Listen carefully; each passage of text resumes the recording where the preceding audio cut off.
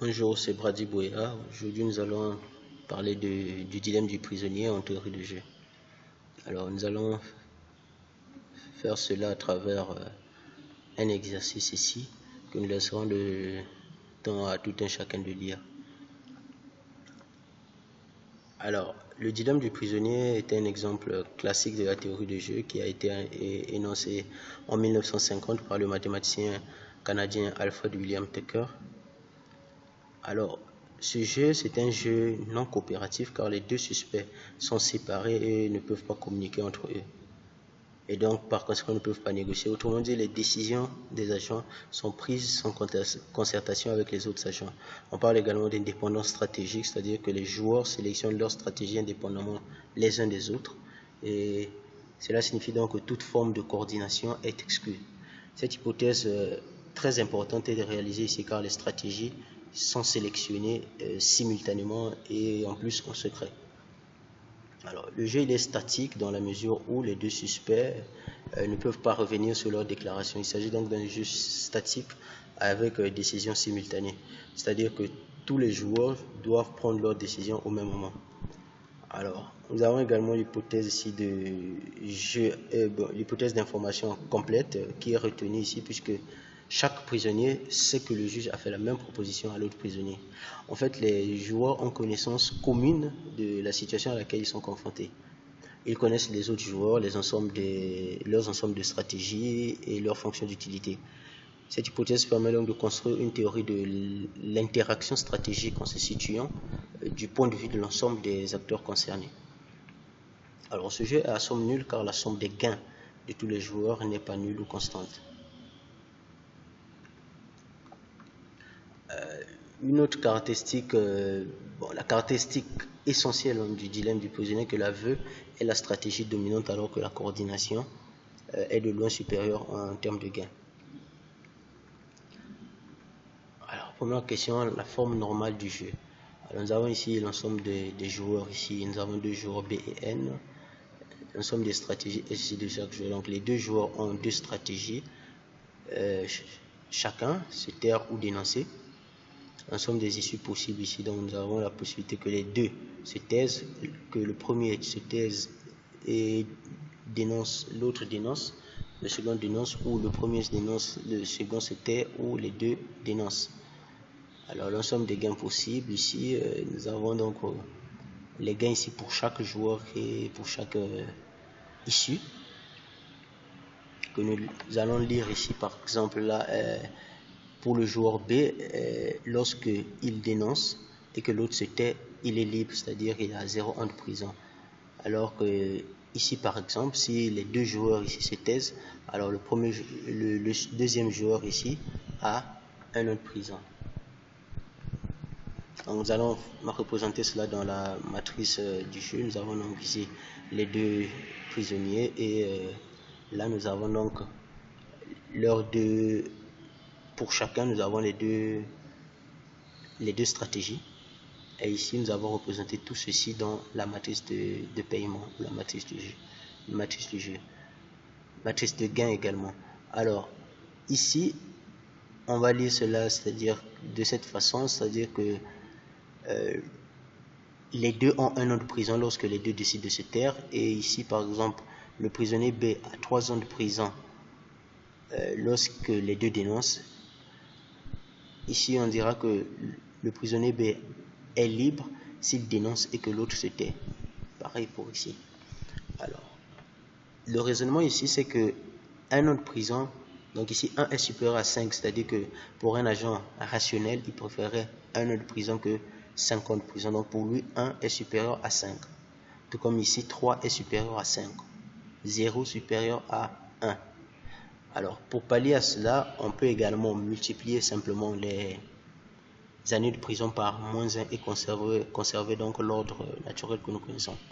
C'est-à-dire que 3 supérieur à 1 ou bien 5 supérieur à 3, par exemple. Alors, deuxième question, équilibre de Nash. Donc ici une définition de l'ensemble des joueurs, l'ensemble des stratégies de chaque joueur. Petit SJ ici une stratégie du joueur J, les stratégies des joueurs autres que J, petit S ici, une issue du jeu, et grand S par exemple, l'ensemble des issues possibles du jeu. Alors, une issue S étoile du jeu est un équilibre de Nash si l'utilité du joueur J pour cette issue-là, donc ici, qui veut dire la même chose ici encore, l'utilité du joueur J lorsqu'il joue S étoile J, lorsqu'il joue sa stratégie S étoile J, et que les autres joueurs jouent les stratégies S étoile moins J, donc ici c'est pour les autres joueurs. Et donc cette utilité-là est supérieure ou égale à l'utilité du même joueur J, ici, lorsqu'il joue plutôt une autre stratégie SJ. Et que les autres, bien sûr, jouent toujours leur stratégie S étoile en J. Et cela pour tout joueur petit j de l'ensemble des joueurs grand J. Donc cela doit être vérifié pour tous les joueurs. Et aussi quelle que soit leur stratégie. Donc c'est-à-dire que les stratégies SJ de l'ensemble des stratégies de ce jeu. Alors pour faire court, l'équilibre de Nash est constitué par la sélection par chaque joueur de la meilleure réponse qu'il peut effectuer lorsque chacun de ses adversaires joue sa meilleure réponse. En gros, c'est ce que tous ces symboles mathématiques veulent dire. On va également retenir que dans un équilibre de Nash, chaque joueur doit garder sa stratégie si les autres ne changent pas de stratégie. Et si un joueur change unilatéralement de stratégie, son résultat diminue ou tout au moins reste constant. Alors l'issue où les deux joueurs se taisent. Donc déjà pour le joueur B, on verra ici que déjà l'issue TT n'est pas envisageable car la meilleure réponse que le joueur B puisse apporter à la décision du joueur N de jouer ici T, donc de se taire, et donc ici de le dénoncer, puisque dans ce cas, le joueur B serait libre, donc 0 an de prison, alors que s'il se taisait également, il aurait 1 an de prison. Donc ça, nul n'est besoin encore ou nécessaire de vérifier pour le joueur N, mais nous allons quand même le faire pour des raisons peut-être académiques. Donc ici, l'utilité du joueur N ici, lorsque T décide de se taire, est 1 si lui aussi se tait. Et 0 ici, donc 0 ans de prison, c'est-à-dire qu'il est libre s'il décide de dénoncer. Donc clairement ici, l'issue se taire ici ne répond pas aux critères que nous avons définis ici plus haut, puisque ici se taire, cette issue-là se retrouve de ce côté.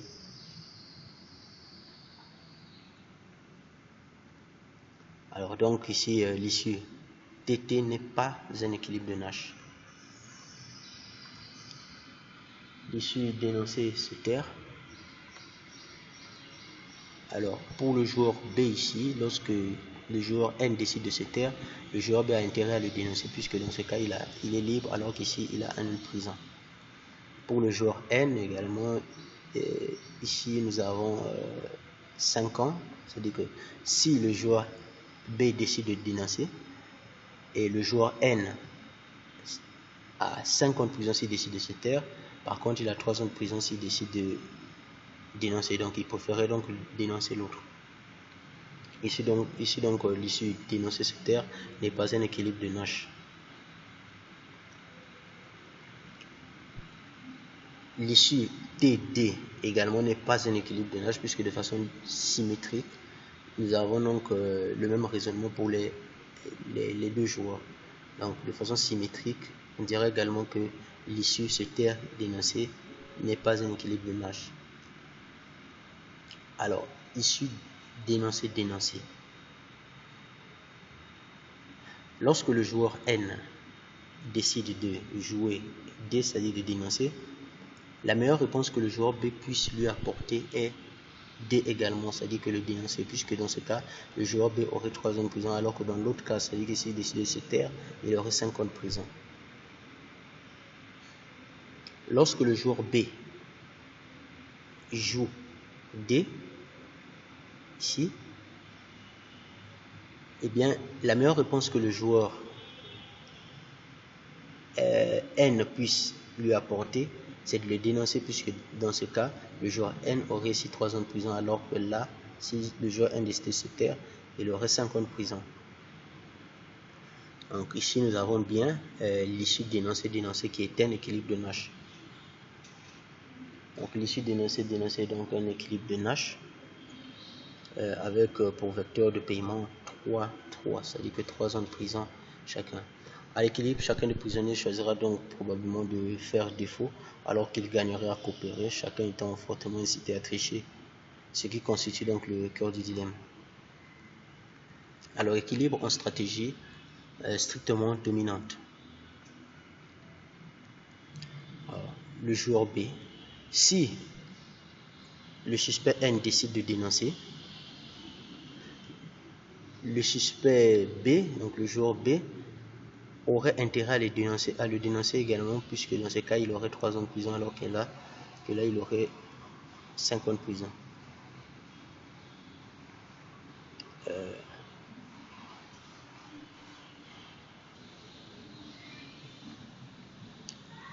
Alors, si le suspect N décide de se taire, le joueur D et le joueur B a intérêt à le dénoncer également, puisque là, il serait libre, alors que là, il aurait 1 an de prison. Donc, la stratégie D est strictement dominante pour le joueur B. Alors, ce jeu étant parfaitement symétrique, le même raisonnement vaut pour l'autre suspect. En effet, chaque individu a le même choix optimal, quelle que soit la décision de l'autre. Donc, la stratégie D est strictement dominante également pour le suspect N.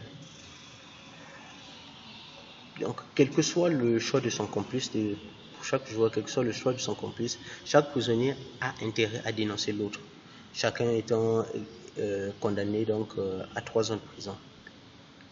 Comme nous l'avons dit plus haut, la caractéristique essentielle du dilemme du prisonnier est que la V est la stratégie dominante, d'où l'issue dénoncer est l'équilibre en stratégie strictement dominante avec pour vecteur de paiement 3 ans de prison chacun. Nous remarquons donc que dans le jeu du dilemme du prisonnier, l'équilibre de Nash est en même temps l'équilibre en stratégie strictement dominante. Alors, notez bien, tout équilibre en stratégie dominante est un équilibre de Nash, mais attention, la réciproque est fausse. Optimum social. Nous allons ici remettre la matrice de jeu pour bien répondre à cette question. Alors, si les deux suspects avaient la possibilité de se concerter, ils choisiraient l'issue se taire avec pour vecteur de paiement 1 an de prison chacun. L'issue TT constitue donc l'optimum social de ce jeu. Alors, à la conclusion, nous aurons besoin de la définition d'un optimum de Pareto. Et donc, une allocation réalisable est un optimum de Pareto s'il n'est pas possible d'améliorer la situation d'un individu sans détériorer celle de moins un autre.